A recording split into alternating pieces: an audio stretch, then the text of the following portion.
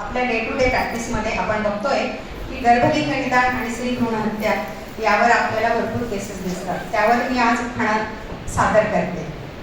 स्वर्गात लग्नाची बांधली जाते गाठ आणि संसाराची गाडी होते स्टार्ट. संसाराची गाडी होते स्टार्ट. वंशवेल वाढवण्याची येते वेळ. मुलगा की मुलगी मनात चालतो खेळ.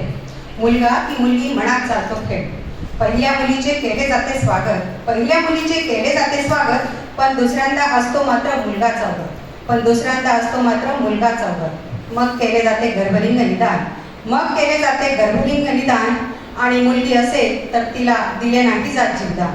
मुलगी असेल तर तिला दिले नाही जात जीवदान.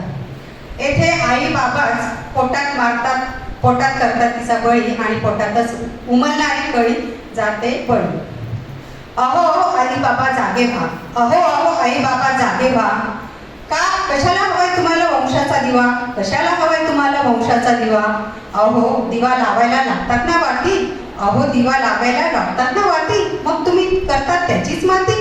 मग तुम्ही करतात त्याचीच माती. साऱ्या जुन्या विचारांना मागे, साऱ्या जुन्या विचारांना मागे आणि करा मुलीचा स्वीकार. तीही करेल तुमच्या कुलाचा उद्धार. तीही बने तुमच्या जीवनाचा आधार. तीही बने तुमच्या जीवनाचा आधार. म्हातारपणी करे तुमचा सांभाळ. म्हातारपणी करे तुमचा सांभाळ. आणि बघा आनंदाला ठेंगणे पडेल आभाळ. मग बघा आनंदाला ठेंगणे पडेल आभाळ. चला मुलीच्या गळ्यात घालू प्रेमाची माळ. मुलीच्या गळ्यात घालू प्रेमाची माळ.